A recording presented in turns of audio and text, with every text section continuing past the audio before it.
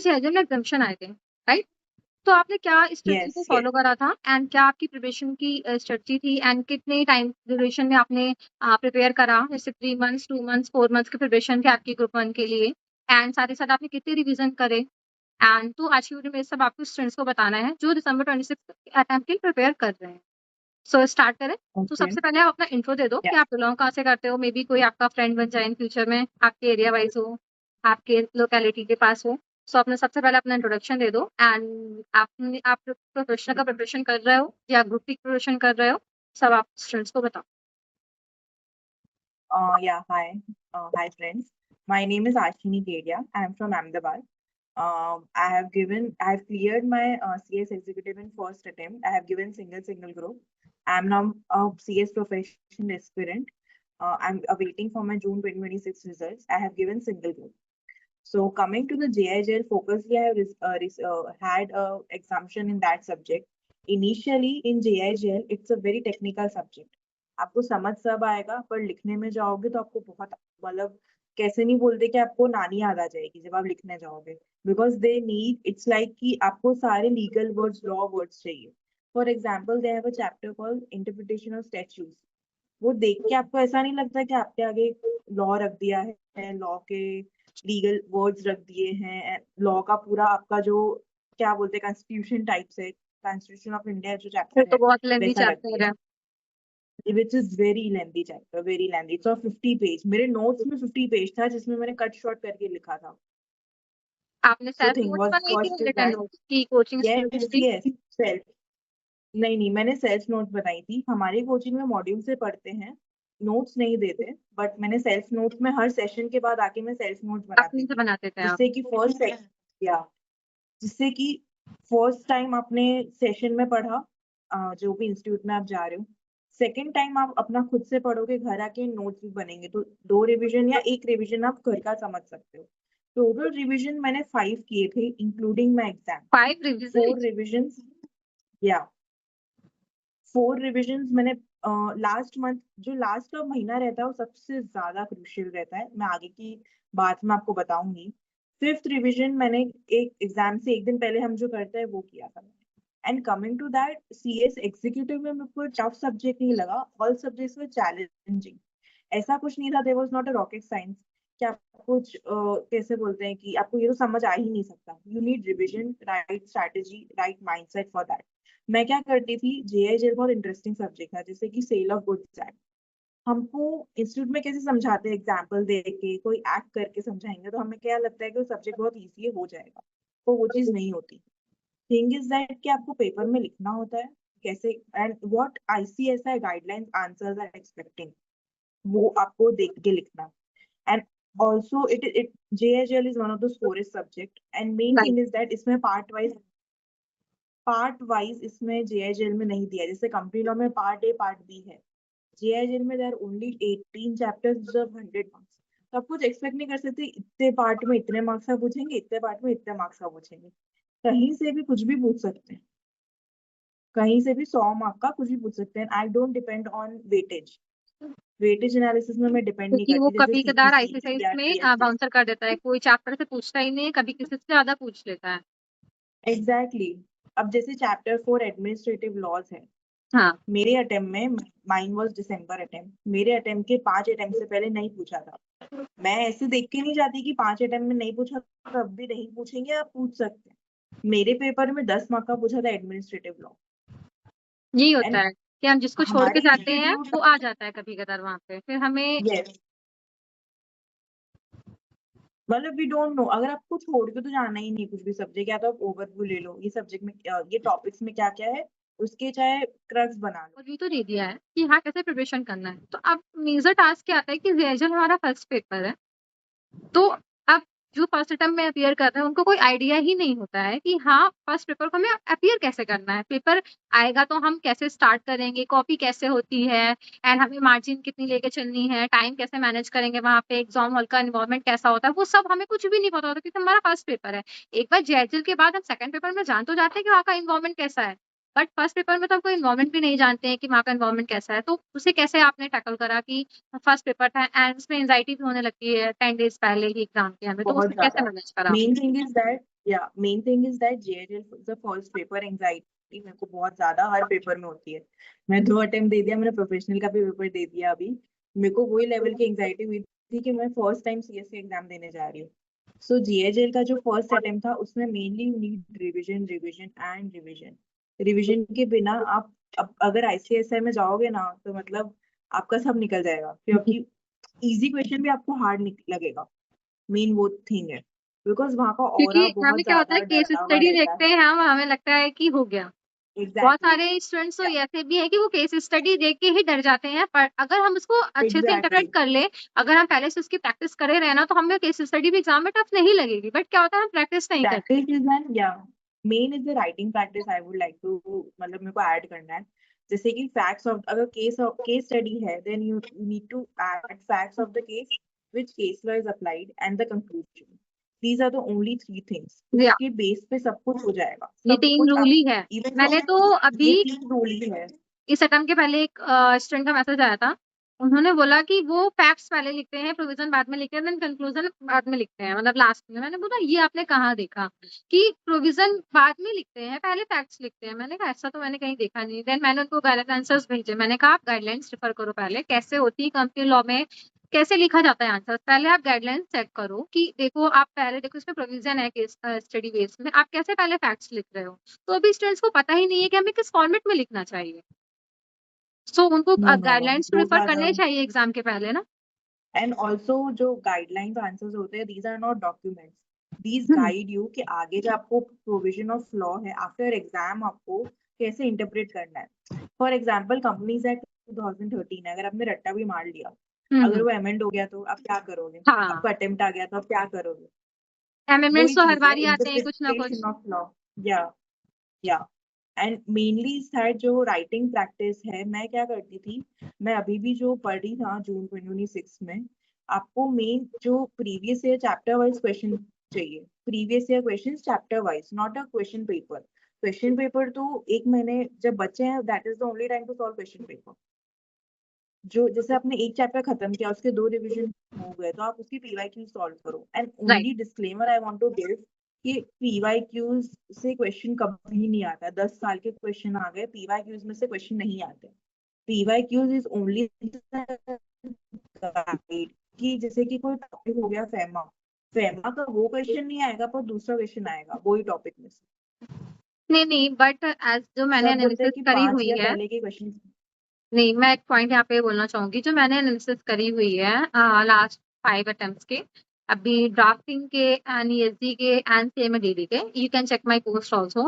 इसमें questions match या तो नहीं करते हैं, बट हाँ टॉपिक मैच कर जाता है। तो PYQs हमें मैं हेल्प वही करता बोल है रही कि हूँ, उस PYQs हेल्प टॉपिक को बहुत हम करता है ज्यादा कि आपको याद कितना है। रेफर कर सकते हैं कि हाँ ये टॉपिक है। क्योंकि क्या होता है, क्वेश्चंस भी आते हैं बट हाँ सिमिलर क्वेश्चंस नहीं आते हैं। उसमें मैं लाइक वही ए है बोलना तो चाह रही उसको हूँ। बी कर देंगे, बी को डी कर देंगे, एंड 100 करोड़ था एग्जैक्टली उसको 500 करोड़ कर देंगे। बट हाँ आपको प्रोविजंस, आपकी एप्लीकेशन जो होती है, इंटरप्रिटेशन, वो आपकी हेल्प करेगी। अगर आप पीवाईक्यूज करोगे तो पीवाईक्यूज तो करने हैं, मैच तो नहीं करता। क्योंकि अब अगर मैच कर देगा तो फिर तो कंपटीशन ही नहीं रह जाएगा ना। तो बट वो हमें हेल्प एग्जैक्टली करता है कि एग्जैक्टली कैसे इंटरप्रेट करना है एग्जाम में, कैसे हमें आंसर अब प्रेजेंट जैसे कि करके मैंने आना है। ऑडिट का पेपर दिया, हम्म, ऑडिट के पेपर में लास्ट 5 ईयर्स में मैंने सॉल्व किया था, उसमें था डिफरेंस बिटवीन CSAS 1 CSAS 2। हम्म। अब मेरे क्वेश्चन में पूछा था CSAS 1 2 3 एंड 4 को एक्सप्लेन करो। तो वो चीज तो है, अब दैट्स द वही आपने अगर एग्जांपल है। डिफरेंस आप पीवाईक्यूज में करके जाते तो अब यहाँ पे आप लिख के आ गए होते। तो यही होता है। एग्जैक्टली या हाँ। तो वो चीज थी। एंड जो writing in time management it's like कि हम लोग को मिलते 3 आवर्स 15 मिनट्स फॉर आंसर आप जो भी रीड करोगे। तो मैं 15 मिनट्स में क्या करती थी कि कौन सा मेरे को 50 मार्क्स या 60 मार्क्स का अटेम्प्ट करना है सबसे पहले। JIGL मैं am only talking about now JIGL because वो पूरा 100 मार्क्स का, देयर इज नो पार्ट। अब जैसे इनकेस में कंपनी लॉ का पूछती तो कंपनी लॉ में सबसे पहले मेरा टारगेट रहता पार्ट बी कंप्लीट करूं इन 1 आवर एंड देन 2 जितने भी आवर बचे हैं मैं पार्ट ए करूं। अगर मैं 1 आवर का टारगेट दूंगी तो मेरा 1 आवर 15 मिनट्स में खत्म होगा। तो JIGL जो पूरा 100 मार्क्स का है, मैं सबसे पहले देखूंगी 30 मार्क्स का पहले करूँ, 30 30 30 ऐसे करके, या 40 50 जो भी आपका मन चाहे वैसे करो। And don't skip any chapter. मैं कोई चैप्टर स्किप नहीं करती थी। मैं सबके नोट्स बनाती थी, अगर मन नहीं करता था तो मैं कोई दूसरा सब्जेक्ट पकड़ लेती थी, पर ऐसा नहीं था कि मैं पूरे दिन पढ़ती नहीं थी। एंड ऑल्सो जो जैसे कि जीएचएल में मैंने क्या ग्रुपिंग कर दी थी चैप्टर्स की। For example easy hard, hard easy, long long और इजी इजी जो शॉर्ट शॉर्ट है। तो मैं क्या करती थी, सबसे पहले सुबह जेएचएल और सीएफएम लेके बैठती थी। जेएचएल में सबसे पहले मैं सुबह सुबह पढ़ती थी सीपीसी सीआरपीसी, विच इज बहुत कॉमन चैप्टर है वो। मेरे अटेम्प्ट में से उन दोनों में से कोई एक ही क्वेश्चन आया था, दोनों चैप्टर में से मिला के। तो मैं जैसे वो दो चैप्टर खत्म हो गए, फिर आपने ब्रेक ले लिया, फिर मॉर्निंग में आप सीएफएम कर रहे हो। तो इसके बाद शाम को मैं क्या करती थी, उसको रिवाइज करती थी, राइटिंग प्रैक्टिस करती थी, एंड कोई और सब्जेक्ट भी पढ़ती थी। तो वैसे grouping of chapters is very important. And also like CA, जैसे सीएफएम में आपको प्रैक्टिस चाहिए ना, जेएचएल में भी उतनी ही चाहिए। Means and also I want to add one thing, JIGL में ना आंसर राइटर जो चेकर होता है ना, सॉरी, वो ये नहीं देखता, कंटेंट नहीं देखता, वो क्रक्स देखता है। आपका आंसर बहुत क्रिस्प होना चाहिए जेएचएल में, कि आपने सही लॉ लगाया है, प्रोविजन लगाया है, अपने फैक्ट्स ऑफ द केस और प्रोविजन को मैच हुआ है, और आपका कंक्लूजन सही है कि नहीं। एंड फॉर एग्जाम्पल मेरे को बहुत ज्यादा नीटनेस और उसके मार्क्स मिलते थे, तो मैं सेक्शन जो नंबर होता था उसको अंडरलाइन करती थी। प्रोविजन जो फॉर एग्जाम्पल कंक्लूजन राइट है कि रॉन्ग है, which is not valid, invalid, तो इनवैलिड हो तो अंडरलाइन करती थी, वैलिड होता तो अंडरलाइन करती थी।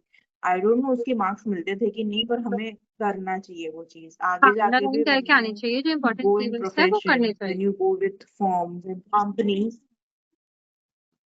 Yeah, exactly.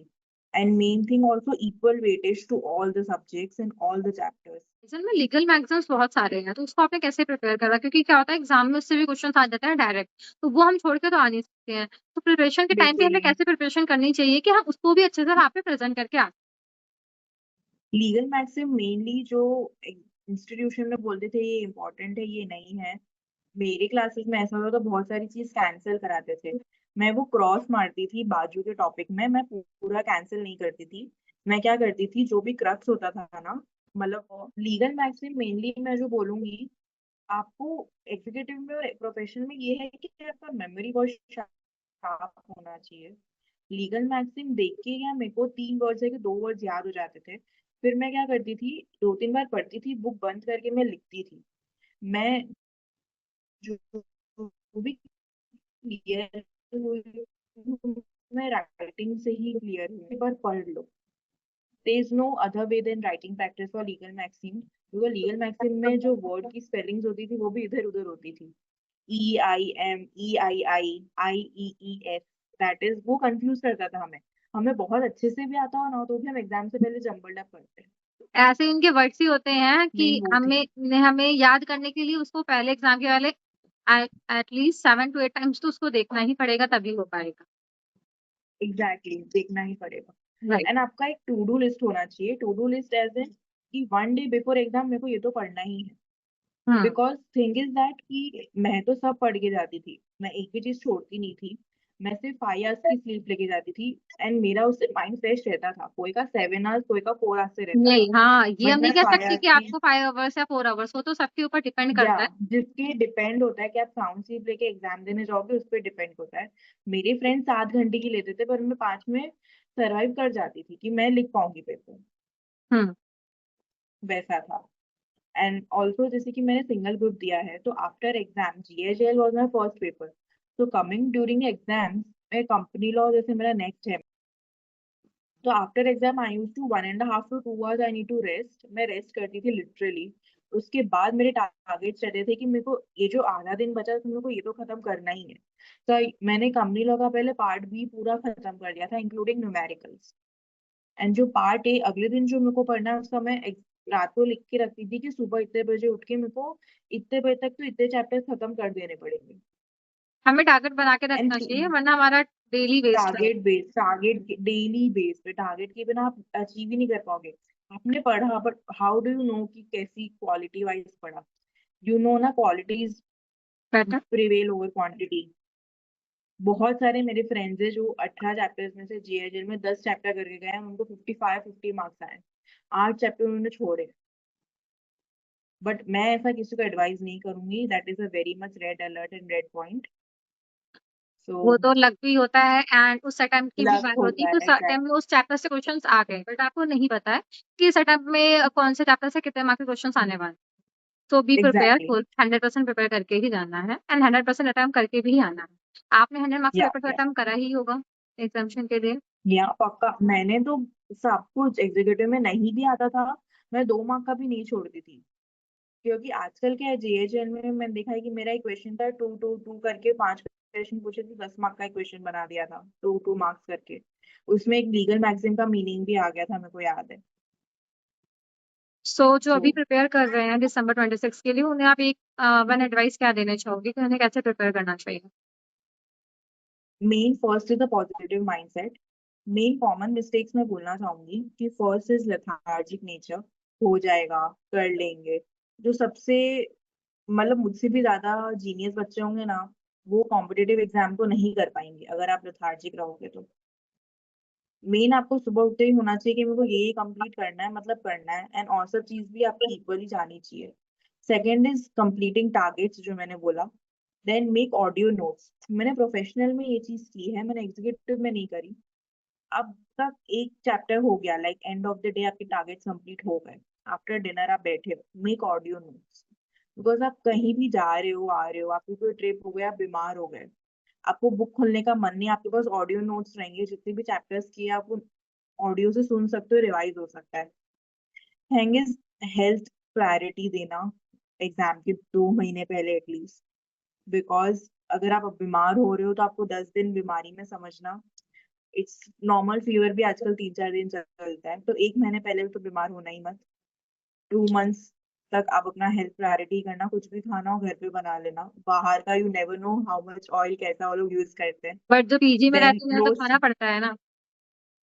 हाँ, अब मैं एक्सपीरियंस नहीं किया वो मैंने तो। पर पीजी वाले भी सिलेबस कंप्लीट हो जाता है तो दे गो टू होम, ऐसे मेरे जो फ्रेंड्स थे ना, ऐसा करते हैं। बहुत सारे नहीं भी जाते, बहुत सारे जाते भी हैं क्योंकि फिर इन्वायरमेंट चेंज हो जाता है हाँ, ना। जैसे आप जहाँ पे रह रहे हो, जैसे या ट्रेनिंग करे थे एंड तो फिर इवन आप घर सेंटर्स जाओगे भी ना नहीं तो फिर रहते। चेंज हो जाता है, तो प्रेफर भी करते हैं कि हाँ या जहाँ पे था वहीं पे हम करते and also I want to know about the screen timing. जो आजकल रील्स है वो सब आ रहा है, आई उससे ना ब्रेन फॉग हो जाएगा। मेरा मेरा कुछ नहीं हुआ, इट्स लाइक कि मैं ऐसा मानती हूँ। अब मैं एग्जाम के एक दिन पहले भी नोटिफिकेशन व्हाट्सएप में बैठती थी, एग्जाम सेंटर में जाती थी, मैं मोबाइल चालू करती थी। बट ड्यूरिंग एग्जाम आप जब पढ़ रहे हो, सब कर रहे हो, तो 4 5 आवर्स आप मोबाइल नहीं देखोगे तो it's better.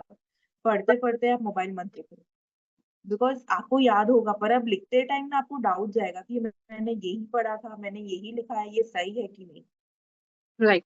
And second, sleeping pattern. आपका स्लीपिंग पैटर्न बहुत अच्छा होना चाहिए इनिशियली। फॉर एग्जाम्पल जून का मेरा अभी अटेम्प्ट था, तो मैं सुबह उठ के पढ़ती थी।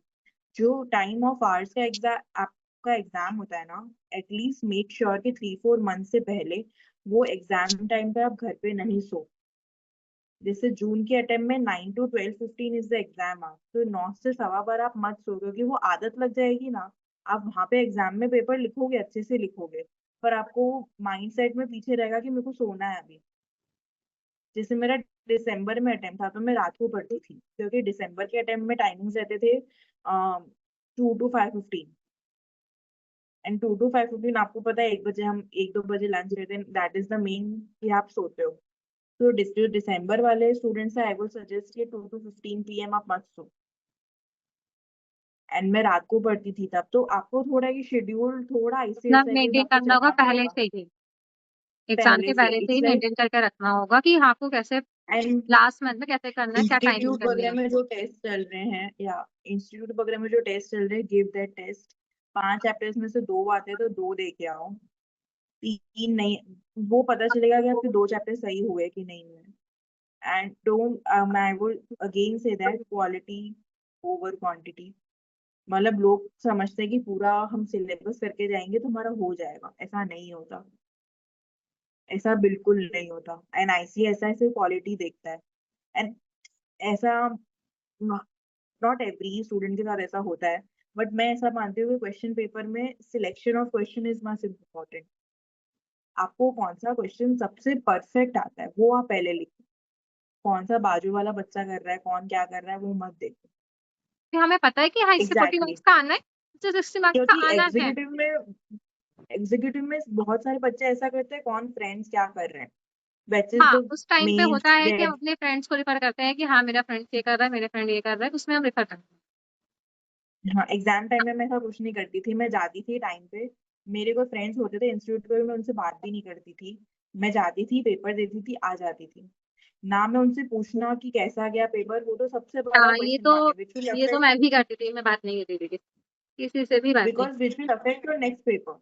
हाँ, आपके बैक हम ऑफ द माइंड सोचेंगे कि चलता हम रहेगा। अगर हमारा अच्छा नहीं गया, हम किसी और से बात करेंगे ना, तो होगा कि उसका तो अच्छा गया, मेरा फिर क्वेश्चन डिस्कशन होने लगता है कि तुमने सेकंड में क्या लिखा, मैंने थर्ड में लिखा था, तुमने फोर्थ में क्या लिखा, मैंने फाइव में क्या लिखा। देन हमारा जो नेक्स्ट पेपर है एग्जैक्टली वो जाता है स्पॉइल। तो इससे अच्छा यही होता है कि हम आए एग्जैक्टली और अपना सेकंड पेपर में फोकस करें, जो भी डिस्कशन करना है वो पेपर एग्जैक्टली खत्म होने के बाद कर लें। राइट। या अमेंडमेंट्स, डोंट लीव अमेंडमेंट्स। हाँ right। अमेंडमेंट्स में एक क्वेश्चन आता ही आता है, बहुत रेयर होगा। मेरे अटेम्प्ट में, जून वाले अटेम्प्ट में, मेरे एक क्वेश्चन नहीं आया था एक सब्जेक्ट का, बट और तीनों सब्जेक्ट में आए थे। So that's the reason. And जो भी अमेंडमेंट्स, डू अमेंडमेंट्स, तो अभी उसमें आपके से आता दिसंबर ही में क्वेश्चन। अटेम्प्ट है। या मेरा भी ग्रुप 2 है for CS professional. CS professional and group 1 का रिजल्ट पेंडिंग है आपका। या result is awaited. So best of luck for your results also, and all the best thank for you, your preparation of thank you December so much. 26th. And do share your या result with us. And we'll surely या conduct next podcast for exemption in any subject of CS profession. पक्का पक्का, that's me. 25th very, को, या and I don't know, hope so. hope so हो जाएगा. And all the best. Okay, thank you so much. Welcome.